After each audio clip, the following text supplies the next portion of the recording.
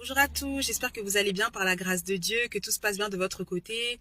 Comme d'habitude, Jésus vous aime et cela ne changera jamais. Alors que voilà, j'étais garée, je me suis garée. À un moment donné, je sentais, je sais pas, une envie de faire une vidéo et j'ai dit au Seigneur, tu veux parler à ton peuple? Après, il m'a dit bah oui, comme d'habitude. Donc voilà, on est là.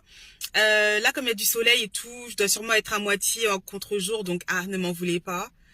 Le plus important, c'est le message comme d'habitude. Jésus vous aime. Il est à la porte. Il est grand temps de vous repentir parce que le royaume des cieux est proche. Et n'oubliez pas, là, on est dans les temps de la fin. Il y a beaucoup de prophéties qui continuent à se mettre en place, à s'accomplir. Et le Seigneur Jésus parle réellement dans le monde entier. Et ça, c'est très important à comprendre. Et maintenant, vous devez savoir qu'est-ce qui va se passer après l'enlèvement de l'Église.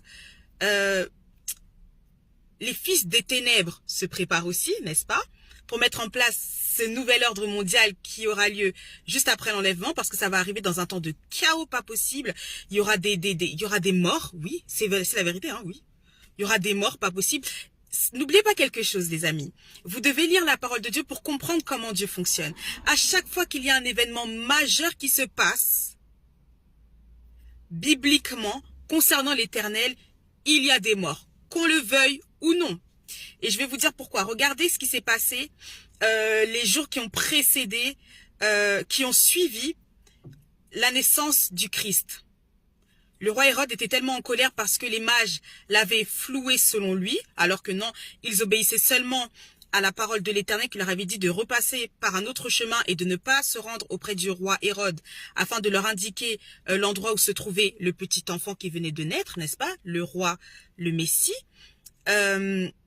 Et qu'est-ce qui s'est passé? Hérode s'est mis dans une colère folle, poussé par le diable comme d'habitude. Et la Bible dit qu'il y a eu des cris à Rama.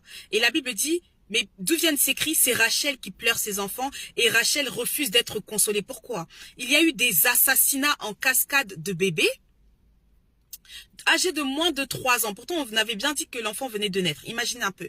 Tellement c'était la folie. Alors après l'enlèvement, vous pensez qu'il y aura quoi? Des enfants dans le monde entier. Il y a des enfants de Dieu dans le monde entier. On est des milliards. Sur toute la terre. Chandelebros Kaliapa. Cela veut dire que des personnes qui sont sur la route en train de rouler, en train de se rendre peut-être au travail, on ne sait pas. Peut-être à un mariage, peut-être une sortie. Bref, l'enlèvement arrive, allez, accident de la route. Pareil pour le train, pareil pour l'avion. Une personne, je sais pas moi, qui fait à manger. Même, ah oui, une fois j'avais eu cet exemple-là, incroyable. Un pompier